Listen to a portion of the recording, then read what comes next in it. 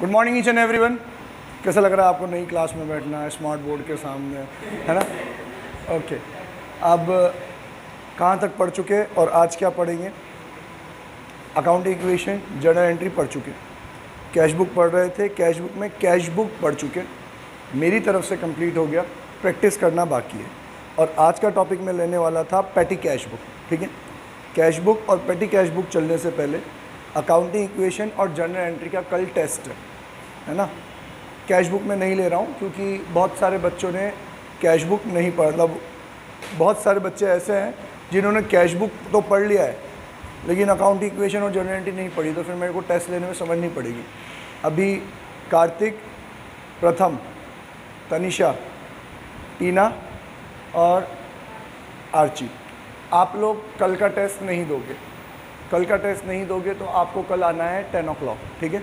9 to 10 हमारा test रहेगा accounting equation और जर्नल एंट्रीज़ का। बाकी सबको क्लियर है? मैंने जिनका नाम नहीं लिया उन लोगों ने दोनों चैप्टर पढ़ रखे हैं ना? हाँ, ओके, ठीक। अब कैश बुक में मैंने कैश बुक पढ़ा दिया आपको, कैश बुक का पूरा फॉर्मेट पढ़ा दिया आपको, और कैश बुक में जितनी भी डिफ़िकल्ट एंट्रीज़ या नई एंट्रीज़ या जिनको कंफ्यूज होते हैं अपन, वो सारी सिखा दी।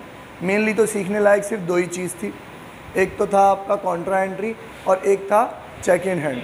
कॉन्ट्रा एंट्री में हमने ये सीखा कि पहले आप एंट्री पास कर लो, एंट्री पास करने के बाद आपकी कॉन्ट्रा एंट्री बहुत ईजी हो जाएगी। दूसरा, चेक इन हैंड में अपन ने ICAI का नया अप्रोच सीखा कि अब से हम चेक इन हैंड को चेक इन हैंड की तरह ट्रीट नहीं करेंगे। किसकी तरह ट्रीट करेंगे? कैश की तरह ट्रीट करेंगे। मीन्स जब चेक इन हैंड आपके पास आएगा उसको आप सिंपल क्या मान लो? कैश मान लो। फिर जब वो चेक इन हैंड बैंक में जमा हो जाए तो आप यूँ मान लो कि आपने कैश जमा करा दिया है, कॉन्ट्रा एंट्री पास हो जाएगी। ये सीख ली थी अपन ने, ठीक है? यहाँ तक आर्ची बेटा हम लोगों ने पढ़ लिया है। आप आज आए हो तो जितना भी पहले का छूटा हुआ है वो मैं आपको अलग से पढ़ा दूंगा, सेम एज टीना और सेम एज कार्तिक एंड प्रथम। बस आप कहाँ से ज्वाइन किया हो? कैश बुक से ज्वाइन किया है ना आपने, तो आपको भी 2 चैप्टर आपके और आपका कैश बुक भी बाकी है, वो अपन अलग से पढ़ेंगे। अब मुझे एक बात बताओ, पेटी कैश बुक पढ़ाऊँ कि कैश बुक की प्रैक्टिस करवाऊँ? कैश बुक की प्रैक्टिस करा दूँ पक्का?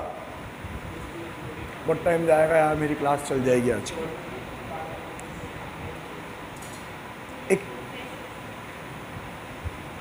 कैश बुक की प्रैक्टिस वाले कौन कौन है? प्लीज़ हैंड रेज करो। सारे ही हैं? Okay, down. आ जाओ आप लोग। बड़े सारे 2 इलस्ट्रेशन कर लेते हैं अपन।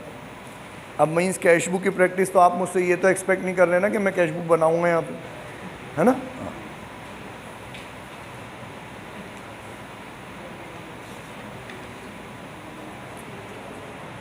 बैकवर्ड चालू करते हैं। पहले illustration number 14, page number 11.36,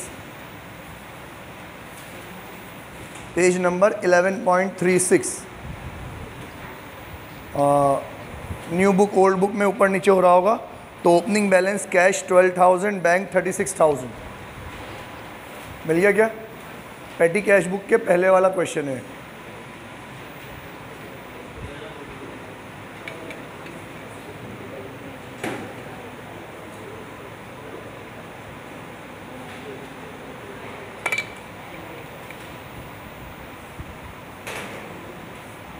opening balance cash and bank. Bank में मैंने बोला कुछ भी नहीं बोले तो क्या मानना है? Positive balance. नेगेटिव के लिए अपने आप बोलेगा बैंक ओवरड्राफ्ट। अभी तो दोनों पॉजिटिव बैलेंस है, दोनों ही हमारे लिए एसेट है। एसेट का बैलेंस क्या होता है? डेबिट। तो डेबिट साइड में लिखेंगे अपन to balance brought down, cash का अमाउंट और बैंक का अमाउंट। सिंपल है। ओवरड्राफ्ट होता तो बैंक का बैलेंस इस साइड आ जाता, बाय बैलेंस ब्रॉट डाउन, ठीक है? Next, cashed a cheque for 15,000 and paid salaries for the month of February as in cash rupees 12,500। अच्छा ट्रांजेक्शन है। Cashed a check 15,000 and paid salary in cash 12,500। क्या मतलब हुआ इसका? Cashed a check, bank से पैसे विड्रॉ करे, है ना? 2 टर्म बताया कि नहीं बताया, डोंट नो, क्योंकि मैं पहले ही बता चुका हूँ। 2 लेक्चर मेरे साइमल्टेनियस चलते हैं, एक बैंक और एक कैश्ड। बैंक सिर्फ एक वर्ड आएगा ट्रांजैक्शन में, बैंक, और कुछ भी नहीं आएगा। इसका मतलब बैंक में पैसा जमा कराना, और कैश्ड बैंक से पैसा निकलवाना। कैश्ड अ चेक का मतलब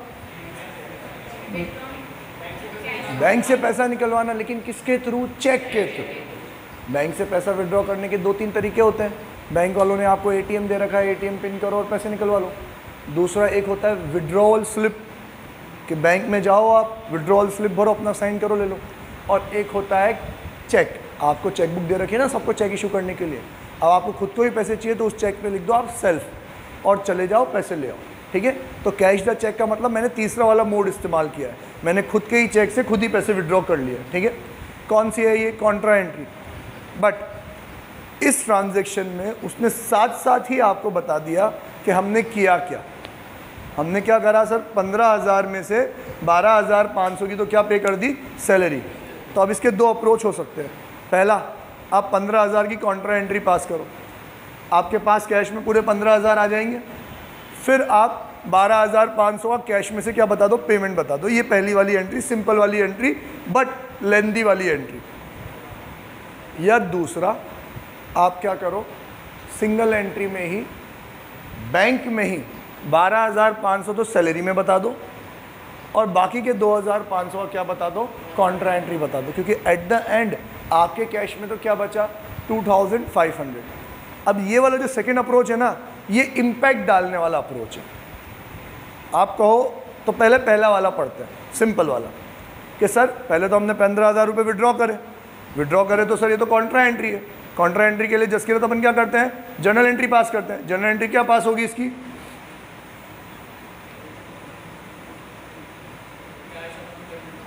cash account debit to bank. निकलवाया क्या? पैसा। पैसा आया, पैसा मान लिया सेट है, आया तो डेबिट है ना। Cash account debit to bank. To वाली साइड कौन सी है? ये रही, तो टू बैंक। बैंक लिखा है तो कैश के कॉलम, यहाँ कॉन्ट्रा, सी फॉर कॉन्ट्रा। यहाँ बैंक है तो यहाँ क्या लिखेंगे अपन? Cash by cash. कैश है तो बैंक के कॉलम में 15,000। आम जिंदगी, पहले 15,000 अपन ने क्या कर लिया? विड्रॉ कर लिया। अब हमारे पास कैश में 15,000 है, वो कह रहा है इसमें से 12,500 मैंने क्या पे कर दी? सैलरी कर दी। पैसा गया तो क्रेडिट, तो इस साइड में लिख दूंगा बाय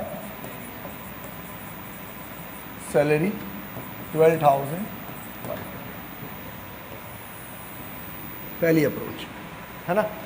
सेकेंड अप्रोच इम्पैक्ट डालने वाली। शॉर्टकट तो नहीं है, एंट्री तो इतनी ही होगी, जैसे इसमें 3 आइटम आ रहे हैं उसमें भी 3 आइटम ही आएंगे, शॉर्टकट नहीं है, लेकिन इम्पैक्ट पड़ेगा। चेकर को लगेगा कि हाँ इसको समझ में आ रहा है कि अगर 15,000 बैंक में से निकले, उसमें से 12,500 तो किस में चले गए? तेरे सैलरी में ही चले गए। तो आप डायरेक्टली यहाँ पे लिख सकते हो पहले बाय सैलरी 12,500 है ना।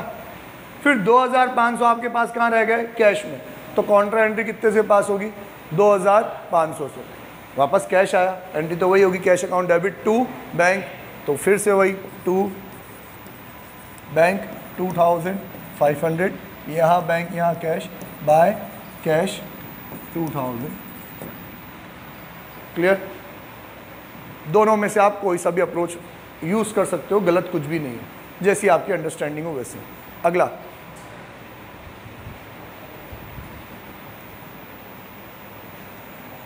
अच्छा आपके डी के गोयल साहब पहली वाली अप्रोच अपना रहे है ना, आप दूसरी भी अपना सकते हो, ठीक है। Direct deposit bye Sunil Seth in our bank account 3,000, discount allowed 100। अब ये पहले तो लैंग्वेज प्रॉब्लम है, इतना समझ के बताओ कि 3,000 के ऊपर 100 डिस्काउंट है, 2,900 रिसीव हुआ या 3,000 रिसीव हुआ, 100 अलग से डिस्काउंट है, मतलब टोटल 3,100 रिसीव करना था। प्रॉब्लम समझ पा रहे हो क्या कह रहा हूँ मैं? 3,000 में 100 रुपीज़ डिस्काउंट माइनस करने के बाद 2,900 रिसीव हुआ, ये पहला अप्रोच कि 3,000 तो रिसीव हुआ ही है, 100 का डिस्काउंट और दिया है, तो टोटल सेटलमेंट कितने का हुआ? 3,100 का। कौन सा वाला है? सेकंड वाला कि फर्स्ट वाला? मेरे हिसाब से फर्स्ट वाला। देखो लैंग्वेज पढ़ो, language. Direct deposit by mister Sunil Seth in our bank account ₹3,000। Bank में ही कितने डिपॉजिट हुए हैं? 3,000 रिसीव हुए हैं, और फिर हमने 100 रुपये का डिस्काउंट दिया है, मतलब सेटलमेंट हुआ है 3,100 का। 100 रुपये डिस्काउंट है, 3,000 रुपये हमारे बैंक में आए हैं, ठीक है। ड्यू टू लैंग्वेज कोई ट्रिक नहीं है, कोई कन्वेंशन नहीं है, ये लैंग्वेज ऐसी है इसलिए बोल रहा हूँ कि वो खुद बोल रहा है डायरेक्ट डिपॉजिट हुआ ही कितना है 3000, तो बैंक में कितना आएगा भाई 3000 आएगा प्लस 100 रुपीज़ का क्या है डिस्काउंट, किसने दिया सुनील सेठ ने, तो to Sunil Seth 100 rupees discount के कॉलम में, बैंक के कॉलम में कितना आ जाएगा 3000 आ जाएगा। ठीक है, then receive from an out station customer a cheque of ₹9500, cheque was deposited into bank on 12 March. आ गया भैया आपका चेक इन हैंड। इसके बुक में अलग अप्रोच होगी, इसकी बुक में तो चेक इन हैंड वाली अप्रोच होगी और हम अपनाएंगे अब कौन सी वाली, ICAI वाली। ठीक है, 9500 cheque was deposited into bank on 12th, the bank debited 20 as collection charges. ये आउट स्टेशन चेक में हमेशा होता है कि अगर आप किसी और सिटी किसी और स्टेट का चेक देते हो तो बैंक वालों को चेक क्लियर कराने में एक्स्ट्रा मेहनत लगती है। सर एक्स्ट्रा मेहनत क्यों लगती है? क्योंकि जो RBI की क्लियरिंग हाउस है वो क्लियरिंग हाउसेज रीजन वाइज होते हैं। एग्जाम्पल कोटा का क्लियरिंग हाउस हो गया, क्लियरिंग हाउस भी समझते हो आप कि नहीं समझते हो कि मेरा बैंक कोटक, मेरे कस्टमर का बैंक एक्सिस, कस्टमर से मुझे पैसे लेने थे, उसने एक्सिस का बैंक दे दिया किसको, कोटक को। अब कोटक वालों को तो सपने नहीं आएंगे ना कि उसके एक्सिस के खाते में पैसे पड़े कि नहीं पड़े, तो उनको किससे पूछना पड़ेगा, एक्सिस से, और पूरा चेक बाकायदा भेजना पड़ेगा कि देखो भाई साहब आपके इस कस्टमर ने चेक दे रखा है, आप वेरीफाई कर लो वैलिड है कि नहीं है और उसके खाते में पैसे हैं कि नहीं है, अगर है तो वो पैसे आप हमें दे दो ताकि हम हमारे कस्टमर के अकाउंट में क्रेडिट कर दें उसको। यही प्रोसीजर होना चाहिए, है कि नहीं है? अब ज़रा सोचो कोटक के तो कितने सारे कस्टमर होंगे कि नहीं होंगे, और वो सारे ही कस्टमर अपने बैंक में क्या जमा करा रहे होंगे, पैसा जमा करा रहे होंगे, चेक डिपॉजिट करा रहे होंगे। तो कोटक के पास क्या सिर्फ अकेला एक्सिस ही है क्या पूछने के लिए? नहीं है ना, कोटक के पास तो दुनिया भर के बैंक हैं, न जाने कितने बैंक। कभी आपने ऑनलाइन पेमेंट किया हो, बैंक की लिस्ट निकली हो तो पता पड़े ओहो इतने सारे बैंक हैं, हम तो जानते ही नहीं। तो उसके पास तो न जाने कितने बैंकों के चेक आ रहे होंगे। तो या तो फिर वो सारे बैंकों को खुद ही अप्रोच करें, और फिर क्या होगा, इन बैंकों के पास भी कोटक के चेक आ रहे होंगे, वो भी इनको क्या करेंगे, अप्रोच करेंगे। तो वो तो बहुत कम्बरसम वर्क हो गया ना। तो ये अप्रोच करने के लिए, चेक को सेटल करने के लिए क्लियरिंग हाउस बनाया जाता है RBI के द्वारा। ठीक है, अब आप सिर्फ कोटक और एक्सिस के बारे में ही सोचो। कुछ कस्टमर ने कोटक में चेक डिपॉजिट कराया होगा जो एक्सिस से क्लियर होना होगा, और वाइस वर्सा भी हुआ होगा। कुछ कस्टमर ने एक्सिस में जमा कराया होगा जो कहाँ से क्लियर होना होगा, कोटक से। तो अब कोटक वाला यूँ अड़ जाए, नहीं तुम इसके 10,000 रुपये मुझे अलग दो, फिर उसके 8,000 रुपये मैं तुम्हें अलग देता हूँ। ऐसे 10,000 के 5 चेक होंगे, 8,000 के 4 चेक होंगे, मल्टीपल चेक्स होंगे। नहीं तुम मल्टीपल्स अमाउंट तुम ट्रांसफ़र करो, मल्टीपल अमाउंट मैं ट्रांसफ़र करता हूँ एक एक करके, तो काम कितना बढ़ जाएगा। और ऐसा एक बैंक तो है ही नहीं, मनमान बैंक है।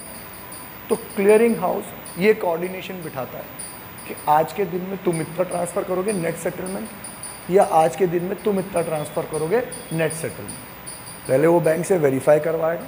अब हुआ क्या कि कोटक के पास सिर्फ एक जगह से इंफॉर्मेशन आ रही है और सिर्फ एक जगह को रिप्लाई करना है। सबको थोड़ी रिप्लाई करता बैठेगा कि यार एक्स के अकाउंट में तो पैसा है वो तो दे दूंगा, वाई के अकाउंट में पैसा नहीं है तो वो नहीं दूंगा। तो सबको रिप्लाई नहीं करना, सिर्फ किसको करना है, एक को, क्लियरिंग हाउस को।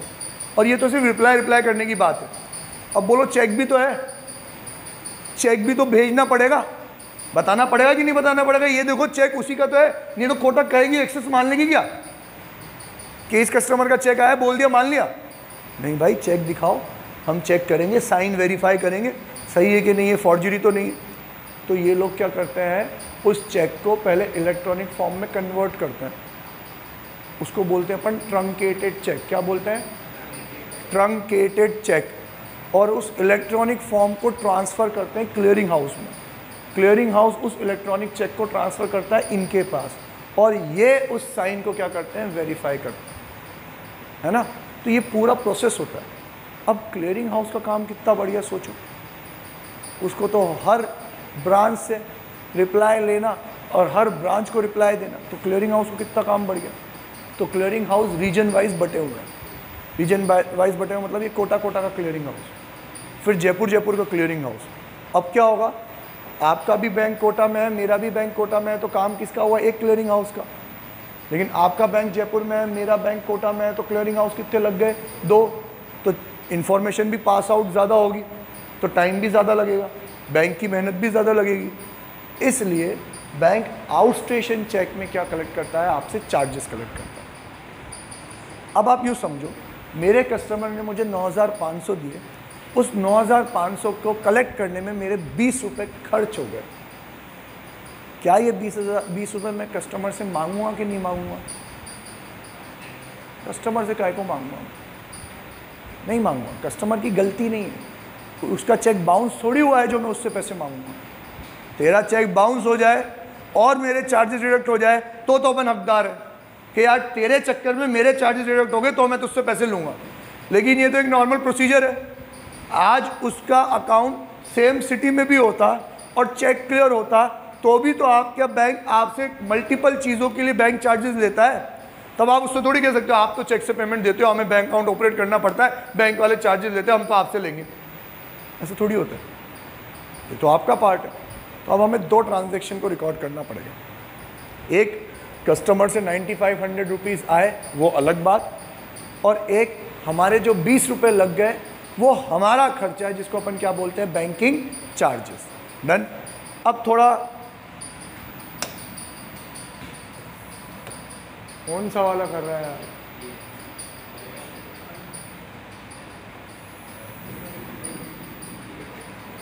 दोनों तीनों अप्रोच बता देता हूँ आपके लिए।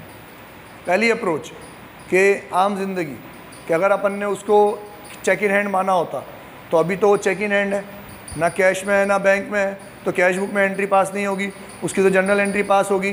Cash cheque in hand account debit to कौन है, कस्टमर हमारा, अमाउंट नहीं दे, नाम नहीं दे रखा तो to customer account, cheque in hand to customer. फिर वो चेक इन हैंड कहाँ जमा हो जाएगा, बैंक में। तो अब पैसा कहाँ आया, बैंक में। कितना आया, 9,500। और क्या जमा हुआ है बैंक में, तो चेक इन हैंड। तो यहाँ पे अपन लिखेंगे to cheque in hand. Done. ये पहला अप्रोच जो आपको डीके गोयल ने सिखाया, 11th क्लास में सीखा। आईसीआई इसको फॉलो नहीं करता। आईसीआई ने क्या कहा कि चेक इन हैंड हाथ में पड़े पड़े सड़ जाता है। हम तो क्या कहेंगे, उस चेक को क्या मान लेंगे, कैश मान लेंगे। तो जब कस्टमर ने मुझे चेक दिया और मैंने उसको बैंक में जमा नहीं कराया, अगर करा देता तो पैसा बैंक में पहुंच जाता और मैं यहाँ लिख देता टू कस्टमर। चेक बैंक में जमा कर डायरेक्ट बैंक में आता पैसा, लेकिन मैंने जमा नहीं कराया, चेक मेरे हाथ में रह गया, तो इसको क्या मान लो, कैश मान लो। और एंट्री कहाँ कर दो, कैश के कॉलम में कर दो। कौन सी तारीख को, 10 तारीख को। फिर 12 तारीख को आपने यही चेक कहाँ जमा करा दिया, बैंक में। तो वो तो आपके पास कैश के रूप में पड़ा था, तो क्या माना जाएगा, आपने कैश जमा करा दिया। तो अब 12 तारीख की कॉन्ट्रा एंट्री पास कर दो। कैश कहाँ जमा हो गया, बैंक में। बैंक में पैसा आया तो डेबिट, एंट्री होगी bank account debit to cash. To के साथ क्या आया, कैश आया। तो यहाँ पे अपन लिखेंगे टू कैश। कैश लिखा हुआ है तो कौन से कॉलम में, बैंक के कॉलम में। वाइस वर्सा करना रहता है। यहाँ कैश है तो यहाँ क्या लिखेंगे अपन, बैंक बाय बैंक। बैंक लिखा है तो कैश के कॉलम में 9,500। डन। और सर इसको क्लियर कराने में बैंक वालों ने क्या चार्ज कर लिया हमसे, चार्जेस। कितना है वो, 20 रुपये। तो यहाँ पे अपन लिखेंगे बाय बैंक चार्जेस। बैंक हमसे चार्जेस कलेक्ट करेगा तो पैसे थोड़ी मांगेगा, ला 20 रुपये देके जा। तो क्या करेगा, हमारे खाते में से कट कर लेगा तो बैंक में से माइनस होगा। Simple. Next, Govind settled his account. अंग्रेजी ढंग से सुनना। Govind settled his account of 6,000 by cheque of 5,900। Cheque was deposited into bank on 15। वही राम कहानी है यार, मैं ऐसे सॉल्व नहीं कराऊँ तो चलेगा। अब डायरेक्टली अपन तो आईसीआई वाला अप्रोच यूज़ करेंगे। कौन सा वाला, कि जब चेक आएगा उसको कैश मान लेंगे, फिर कॉन्ट्रा एंट्री पास कर लेंगे। अब लैंग्वेज, गोविंद ने उसका अकाउंट सेटल्ड किया।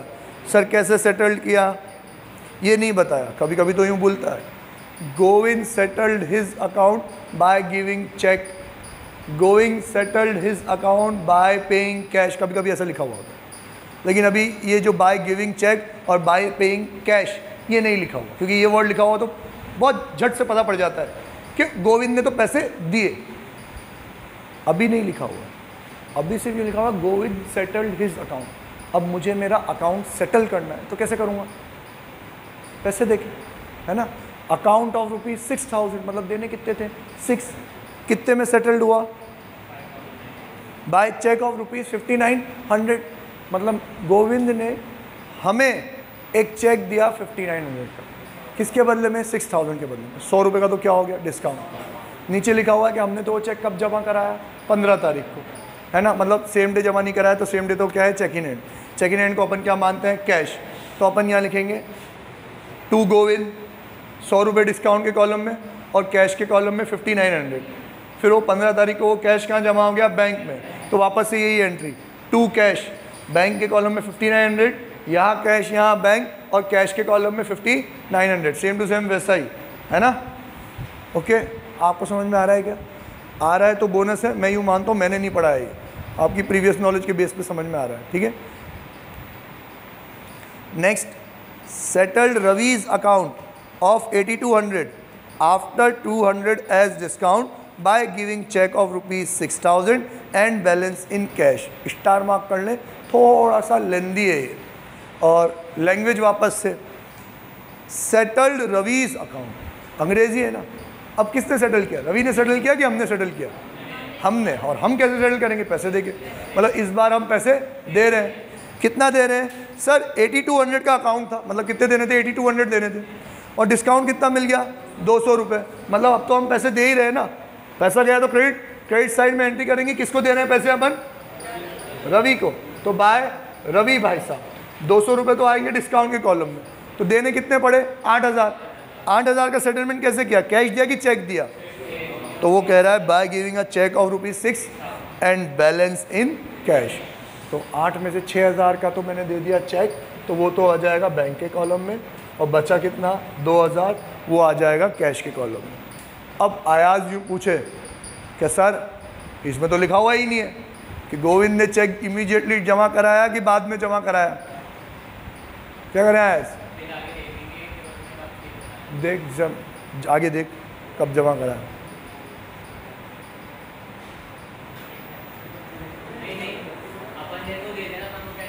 हाँ, अपन ने तो चेक दे दिया ना, अपन क्या को देखेंगे?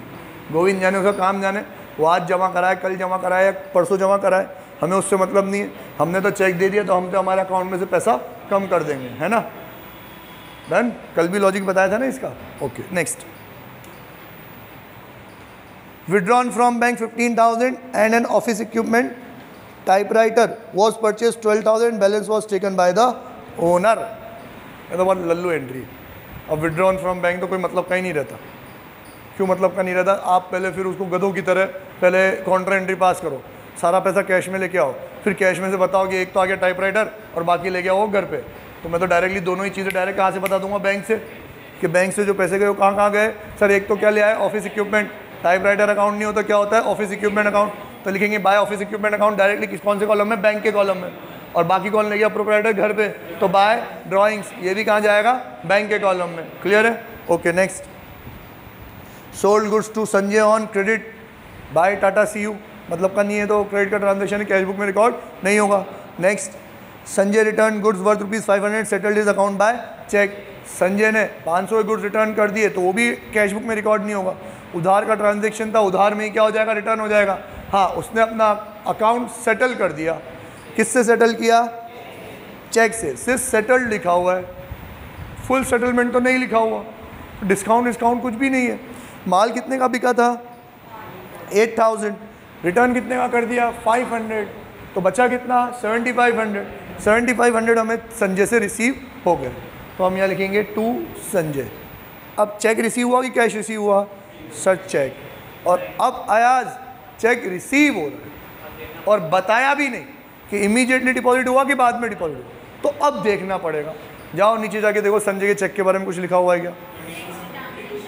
नेक्स्ट ट्रांजेक्शन ये है sir, bank notifies that Sanjay's cheque has been dishonoured and bank debited 20 towards its charges for this cheque. Bank ने नोटिफाई किया कि संजय का चेक तो क्या हो गया है? डिसऑनर। अब बैंक नोटिफाई कर रही है, मतलब एक बात तो तय है ना कि हमने बैंक में जमा करा दिया होगा तभी तो वो नोटिफाई कर रही है। इसका मतलब ये अज्यूम हो गया कि हमने इमीडिएटली बैंक में जमा करा दिया था, तो जब रिसीव करने की बारी आएगी तो हम यहाँ लिखेंगे टू संजय,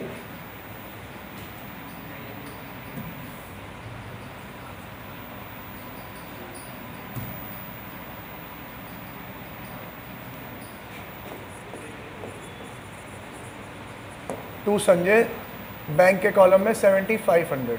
और अब जिसका मुझे था इंतज़ार वो घड़ी आ गई, क्या कि संजय का चेक क्या हो गया, डिसऑनर, और बैंक वालों ने हमारे पैसे भी डिडक्ट कर लिए। अब जो बैंक वालों ने हमारे पैसे डिडक्ट किए वो प्योर गलती किसकी है, संजय की। तो मैं पैसे किससे मांगूंगा, संजय से। तो मैं यहाँ लिख दूंगा बाय संजय, अमाउंट कितना 7500 एंड कितने रुपये डिडक्ट हुए 20, तो 7520। डन। बहुत सारे बच्चे ये जज नहीं कर पाते, सर ये क्या पागलपने कर रहे हो, चेक आया था 7500 का और उसकी रिवर्सल एंट्री कर रहे हो 7520 से। हाँ तो सही कर रहा हूँ बेटा मैं बिल्कुल। जब चेक आया था मैंने बैंक में जमा कराया तो मैंने तो क्या माना कि बैंक का बैलेंस बढ़ गया कितने से, 7500 से। अब बैंक का बैलेंस तो बढ़ा ही नहीं और उल्टा 20 रुपये क्या हो गए, कम हो गए। तो मैंने जो बढ़ाए थे वो भी कम करने हैं और जो उन्होंने कम किए वो भी कम करने हैं। तो मुझे कम कितना करना है, 7520। और ये पूरा का पूरा अमाउंट मैं किससे क्लेम करूंगा, संजय से क्लेम करूंगा, इसलिए मैंने संजय के नाम पे चढ़ दी टू संजय 7520। आया समझ में अच्छे से? Okay next.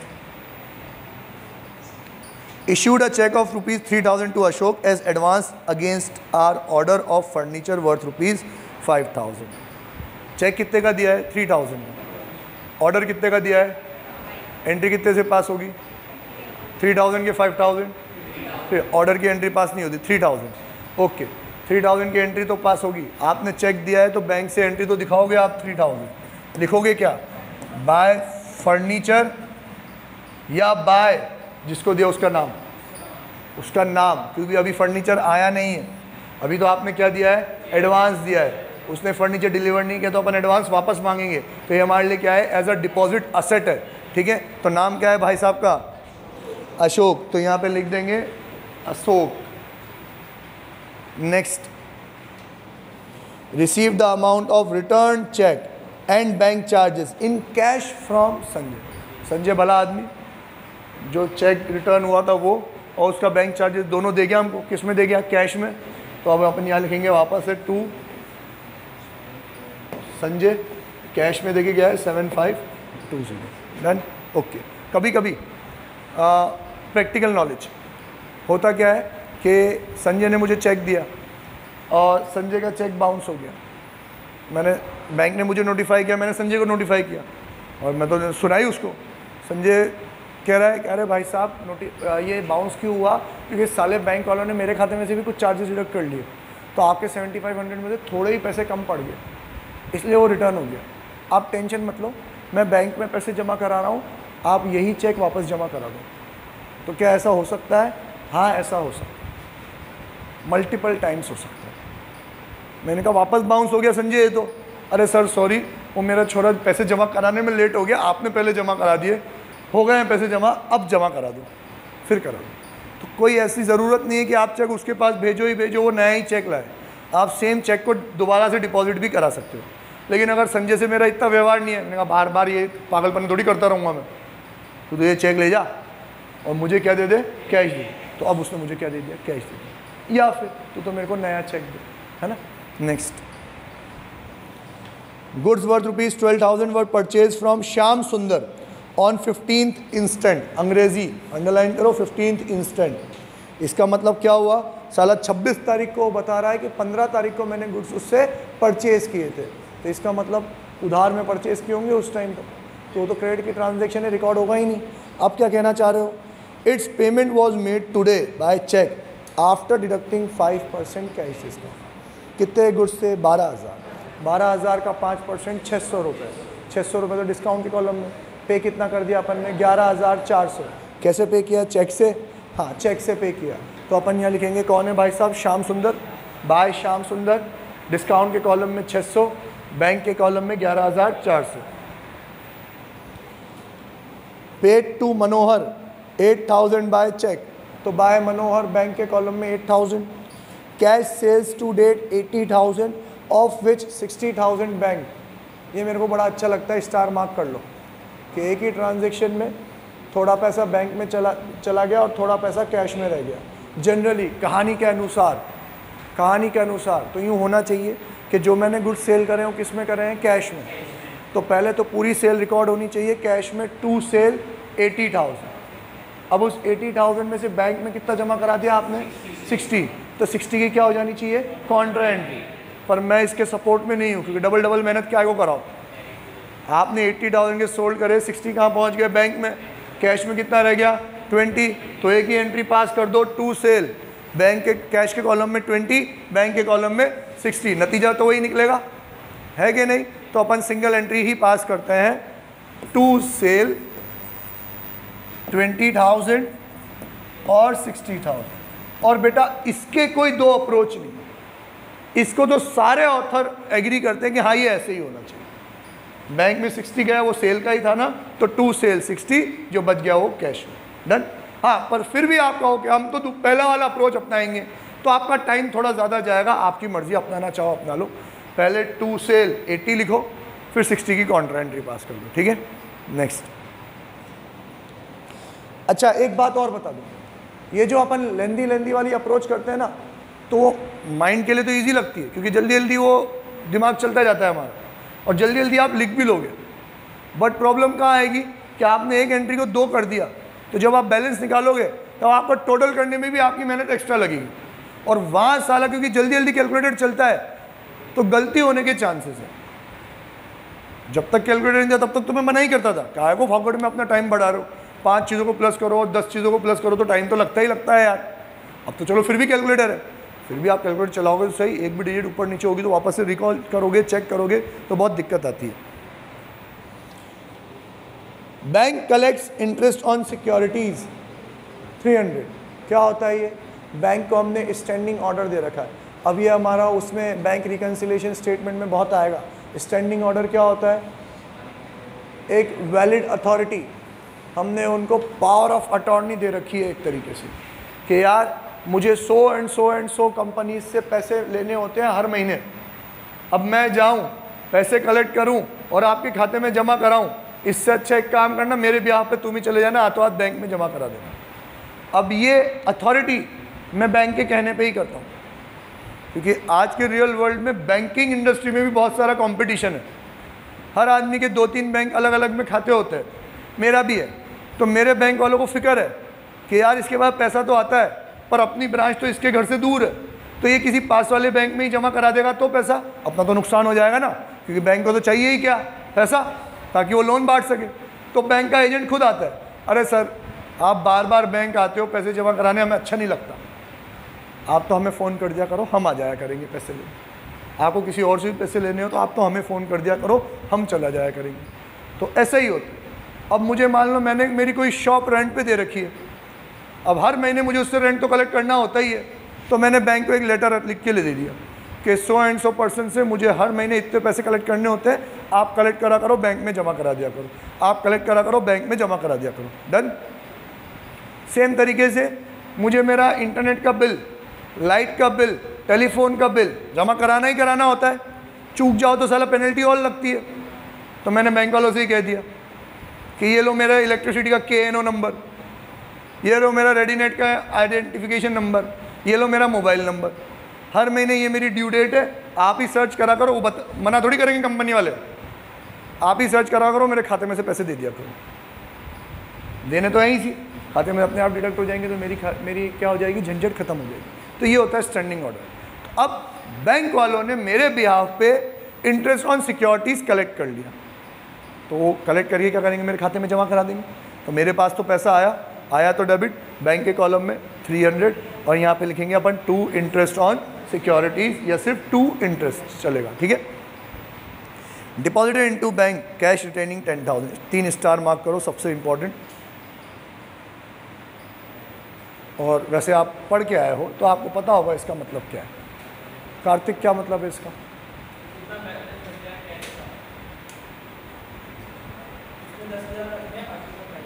Very good. जितना भी बैलेंस बच जाए उसमें से 10,000 अपन को रिटेन करने हैं और बाकी का अपन को जमा करा देना है। किस किस को इसकी एंट्री आती है हैंड रेस करो, और नहीं आती तो मत करना, थोड़ा सा भी डाउट है तो मत करना, ठीक है।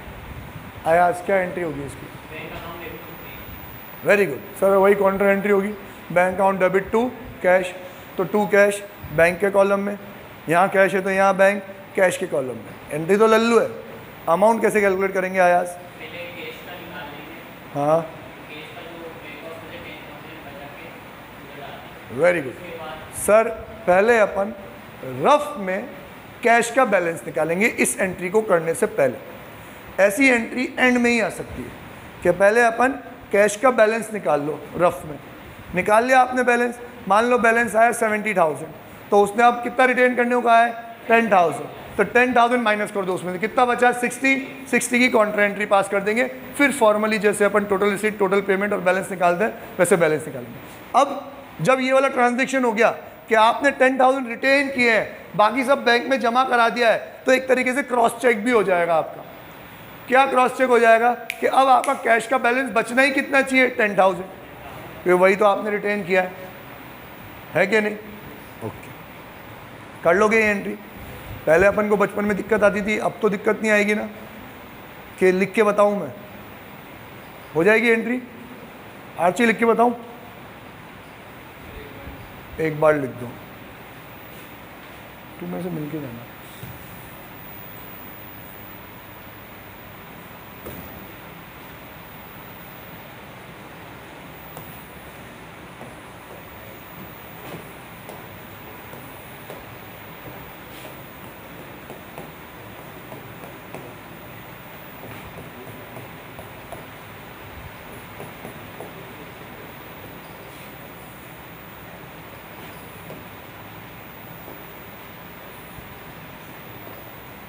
ये जो लकीरें हैं क्या है भाई साहब? ट्रांजैक्शन। तो अपन क्या करेंगे? पहले रफ में ओनली एंड ओनली कैश का बैलेंस निकालेंगे कि रिसीट कितना हुआ। बोल रिसीट अमाउंट 1 लाख से 2 लाख के बीच में कितनी भी रिसीट कितनी? हाँ तू बोल दे, तेरी मर्जी। 1,50,000 की रिसीट है। पेमेंट बोल। अभी ये ट्रांजेक्शन सॉल्व नहीं किया, उससे पहले कि 1 2 3 4 5 6 पेमेंट का कोई सा भी टोटल बोल 1,50 से कम होना चाहिए। 1,30, तो आपके हिसाब से कैश रिसीव हुआ 1,50, पेमेंट हो गया 1,30,000, बैलेंस कितना बचा? 20,000। और अब वो क्या कह रहे हैं? डिपॉजिट एंटायर बैलेंस, सबके सब जमा करा दो आफ्टर रिटेनिंग 10। तो आपके पास पैसा कितना था? 20 में से कितना रिटेन कर लो? 10। जमा कितना हो जाएगा? 10। तो जो 10 जमा होगा उसकी अपन को क्या पास करनी है? Counter entry. अब जब कैश जमा होता है बैंक में, तो बैंक में पैसा आया तो डेबिट एंट्री क्या होगी? Bank account debit to cash. तो आप यहीं पे लिखोगे वापस से टू कैश, बैंक के कॉलम में 10,000, यहाँ कैश है तो बाय बैंक, बैंक है तो कैश के कॉलम में 10,000। फिर तो वही procedure, total receipt, total payment और बैलेंस। ठीक है। अभी आपने एग्जाम्पल ऐसा लिया कि बैलेंस 20 ही निकला। मैं कहता हूँ बैलेंस निकला मान लो 45, रिटेन कितना करना है? 10, तो एंट्री कितने से होती? 35 से, है ना? ओके, एक और क्वेश्चन कराऊँ कि हो गया बस? अब हाँ हो गया ना, लगभग सारी चीज़ें कवर हो ही गई इसमें। अब चलते हैं अपन पेटी कैश की तरफ। आज अपन इतिहास रचेंगे, 2 मिनट में पेटी कैश बुक पढ़ेंगे, है ना? Are you ready? ओके। आप सब विकास जी को जानते हो? आप सब विकास जी को जानते हो? नहीं जानते? इस कोचिंग में जो सबसे स्मार्ट, सबसे हैंडसम तेरे को दिखे वो कौन है? विकास, है ना? स्टाफ में बाकी सबने तो देख ही रखा है विकास जी। अब क्या हुआ कि ऑफिस में बिजनेस रन करने में छोटे मोटे बहुत सारे खर्चे होते हैं। जैसे अपन अभी उस वाली क्लास में पढ़ रहे थे तो मार्कर में इंक नहीं थी, तो मैंने विकास जी को बोला विकास जी इंक डाल के लाओ। विकास जी बोल रहे सर इस इंक तो है ही नहीं हमारे पास, ख़त्म हो गए। मैंने कोई बात नहीं, नीचे स्टेशनरी से ले आओ। तो विकास जी बोल रहे हैं कि वो अंकल तो पैसे मांगते हैं। ठीक है ले आओ, कोई बात नहीं, कि लाओ पैसे दो। अब क्लास में पढ़ाते पढ़ाते मैं उनको वॉलेट में से पैसे निकाल के दूँ, उनका वॉलेट तो वहाँ रह गया ऑफिस में, तो लाओ वॉलेट लाओ। फिर वॉलेट लाएंगे, फिर मैं पैसे निकाल के दूँ, मेरे पास खुले नहीं, बहुत सारे नाटक हुए। फिर अगली बार ऑफिस में कोई पेरेंट्स आए, मैंने विकास जी को बोला विकास जी जूस लेके आओ, तो वापस उन्होंने हाथ फैला दिया, लाओ पैसे दो। तो हर चीज़ के लिए ऐसे बार बार छुट्टे मांगेंगे तो अच्छा थोड़ी लगेगा। तो मैंने विकास जी को एक बार में क्या दे दिए? 500 रुपये दे दिए कि विकास जी ये 500 रुपये रखो और अगली बार जो मैं चीज़ मंगाऊँ वो बिना रुके ले आना। है ना। और बार बार ये किसी और के सामने अपन क्वेश्चन करते हैं, टाइम लगता है, अच्छा नहीं लगता, पैसों का लेन देन करते हैं, अच्छा नहीं लगता। आप तो ये 500 रुपये रख लो और जो भी चीज़ें मैं आपसे मांगूँ लाते रहना, और जैसे ही ये 500 रुपये ख़त्म होने वाले हों, है ना, ये याद रखना, ख़त्म नहीं हुए, ख़त्म होने वाले हों, शाम को मुझसे अगले पैसे पहले ही ले लेना। आप किसी और के सामने पैसे मत मांगो, और मैं अगले पैसे तभी दूंगा जब आप मुझसे पिछले 500 रुपये का क्या दे दोगे, हिसाब दे दोगे, है ना। तो विकास जी बोले आप हो चार्टर्ड अकाउंटेंट, मैं थोड़ी हूँ, मेरे को तो हिसाब रखना थोड़ी आता है। मैंने कहा विकास जी को हिसाब रखने की ऐसी कोई बड़ी बात नहीं है इसमें, आपको तो सिर्फ डेट, नेम, अमाउंट लिखना है, एक छोटा सा पर्चा ही ले लो आप तो सिंपल, उसको फोल्ड वोल्ड करने की भी ज़रूरत नहीं है, आया तो डेबिट गया तो क्रेडिट, कुछ भी करने की ज़रूरत नहीं, क्योंकि आपके पास कोई बार बार पैसे आने नहीं वाले, पैसे तो आपको मैं ही दूंगा और कोई थोड़ी देगा, और एक बार ही दूंगा, इतने दूंगा कि आपका हफ्ता भर निकल जाए। तो हफ्ते भर में अब आपको सिर्फ पेमेंट ही पेमेंट करना है, तो आप तो एक सिंगल पीस ऑफ पेपर ले लो, उसमें आपने कौन से दिन में किसको कितने पैसे दिए, बस ये लिखना है। लिखना पढ़ना तो आता है ना आपको कि हाँ सर ये तो मैं कर लूँगा, बस ख़त्म करो। और जैसे ही जेब में पैसे कम हो जाए, मेरे पास वो पर्चा लेके आ जाओ, मैं टोटल कर लूँगा कितना पैसा खर्च हुआ। और अब वाली लाइन सुनना इंपॉर्टेंट, मैं टोटल कर लूँगा कितना पैसा खर्च हुआ, और जितना पैसा खर्च होगा उतना ही वापस दे दूँगा, ताकि आपके पास फिर से कितने हो जाए, 500। डन। अब विकास जी क्या कहलाएंगे मेरे, पैटी कैशियर। क्या कहलाएंगे, पैटी मतलब स्मॉल, पैटी मतलब स्मॉल। पैटी कैशियर मैंने क्यों रखा, पैटी पेमेंट्स के लिए, स्मॉल स्मॉल पेमेंट्स के लिए। अभी मेरे साथ तो ये पैटी कैशियर का कंसेप्ट क्यों आया, क्योंकि मैं बार बार डिस्टर्ब होता था। डायरेक्ट ओनर, बड़ी बड़ी कंपनीज में कौन होते हैं, कैशियर होते हैं, कैश काउंटर होता है। जैसे मान लो बहुत बड़ी कंपनी है, पूरी एक बिल्डिंग बराबर का उनका ऑफिस है, तो उनका एक कैश काउंटर अलग से होगा, और किसी को भी पैसे देने होंगे तो वो अपनी पावर के अकॉर्डिंगली एक वाउचर साइन करके कैशियर के पास भेज देगा। एग्जाम्पल मान लो, अब हमने एक कैशियर रख लिया मेन, कौन, वर्षा मैम, है ना, जिनके पास सारा कैश रहता है, डन। और खर्चा कौन कराएगा, मैं, शब्बीर सर या अब्देली सर। तो हमने तीनों को पावर दे रखी है कि आप ये खर्चा कर सकते हो, कोई प्रॉब्लम वाली बात नहीं। तो अब्देली सर एक वाउचर साइन करके दे देंगे, ये वाउचर कहाँ जाता है, कैशियर के पास। कैशियर उसको वेरीफाई करता है कि हाँ अब्देली सर का साइन है, वैलिड, उनकी पावर में है, अमाउंट इतना है, तो वो कैशियर वो पेमेंट कर देता है। समझ में आया। अब जनरली ये पेमेंट्स कौन करते हैं, सारे कैशियर। अब कैश का जो काम होता है वो बहुत रिस्की काम होता है। आपको भी अगर कैश हैंडलिंग का काम मिले ना, तो अगर कम पैसों में मिल रहा हो तो कभी मत लेना, क्योंकि कैश बहुत बहुत बहुत रिस्की होता है।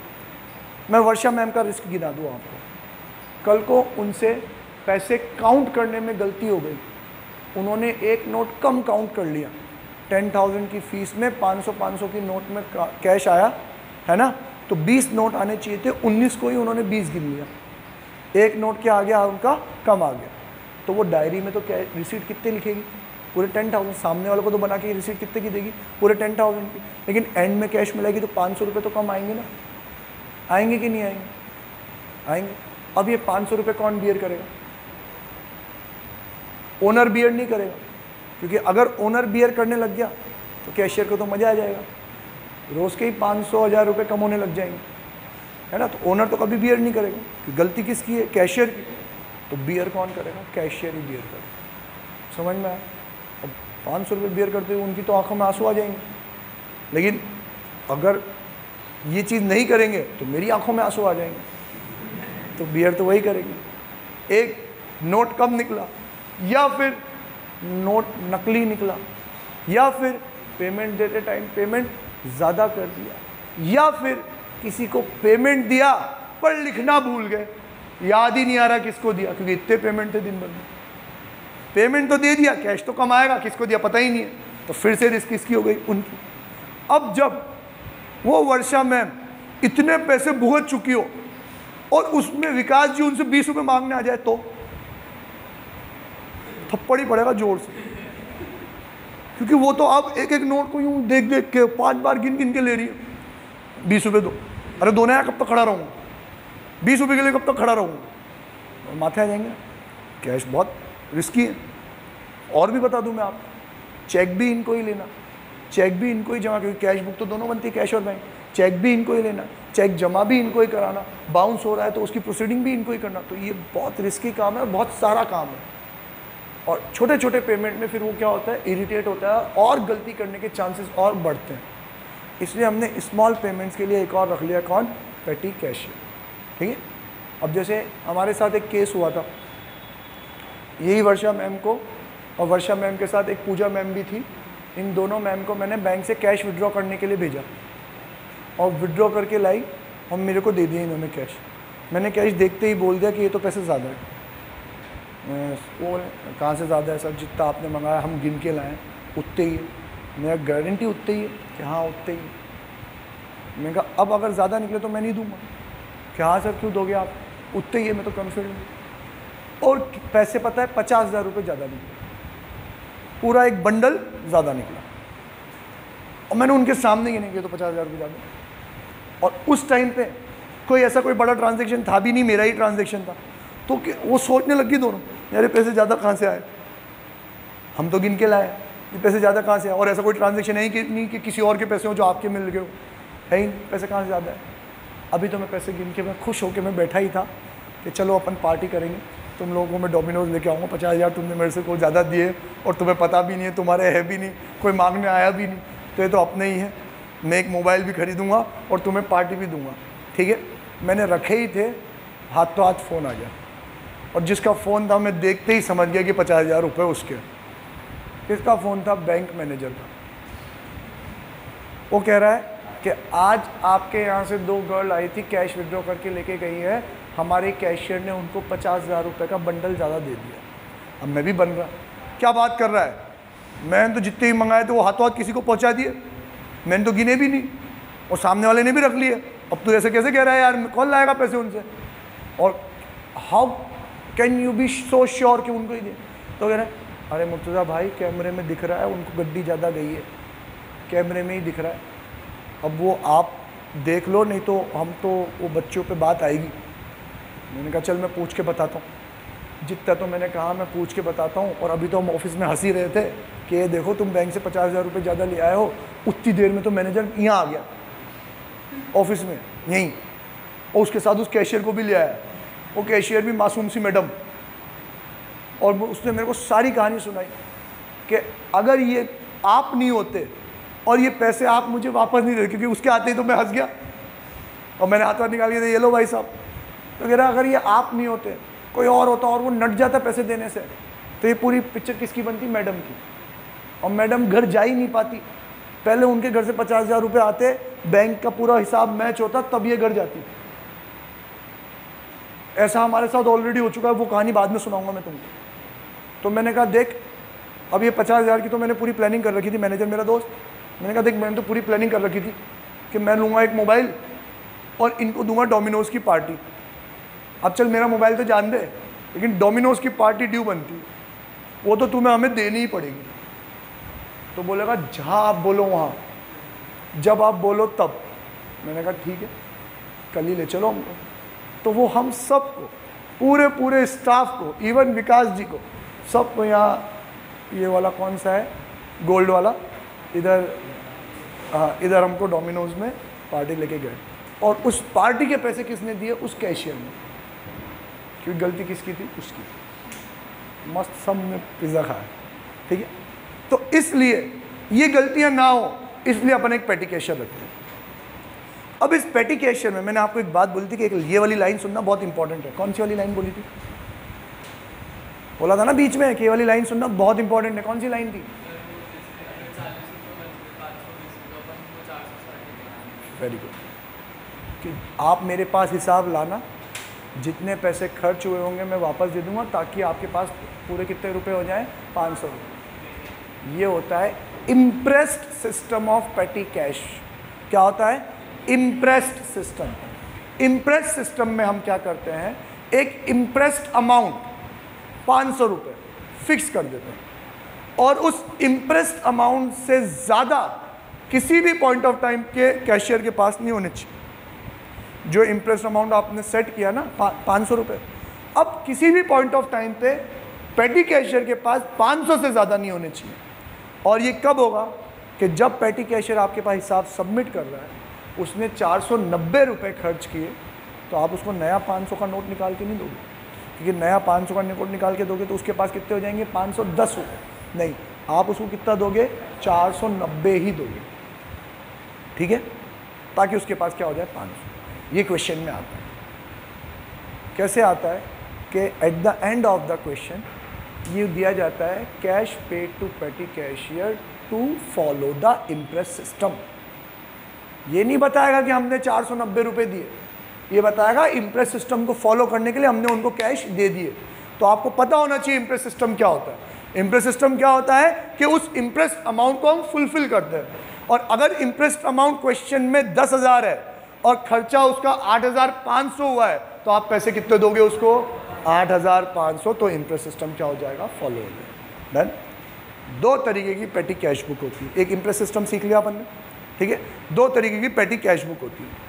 एक होता है आपका सिंपल पेटी कैश बुक, एक होती है आपकी एनालिटिकल पेटी कैश बुक। सिंपल पेटी कैश बुक वो पर्चा जो मैंने किसको दे दिया, विकास जी को दे दिया, कि आप तो सिर्फ date name amount, date name amount, date name amount लिख देना, ठीक है। तो अब वो क्या करेंगे, उनको मैंने कोई अकाउंटिंग नहीं सिखाई, उनको कोई डेबिट क्रेडिट नहीं पता, उनको कोई टू और बाय नहीं पता, उनको कोई अकाउंट के नाम पता नहीं है कि अगर टाइपराइटर खरीद के लाओ तो ऑफिस इक्विपमेंट लिखना चाहिए, पेन पेंसिल रबड़ खरीद के लाओ तो स्टेशनरी लिखना चाहिए। उनको ये सारी बातें पता नहीं है। वो तो एक नॉर्मल एम्प्लॉई है, तो वो तो जो खरीद के लाएंगे वो लिख देंगे। इंक खरीद के लाएंगे तो इंक लिखेंगे, पेन खरीद के लाएंगे तो पेन लिखेंगे, जूस लेके आएंगे तो जूस, बस का किराया देंगे तो बस फेयर, टैक्सी का देंगे तो टैक्सी फेयर, बाय साबुन, बाय तेल, बाय अगरबत्ती, वो तो जो लाएंगे वही लिखेंगे।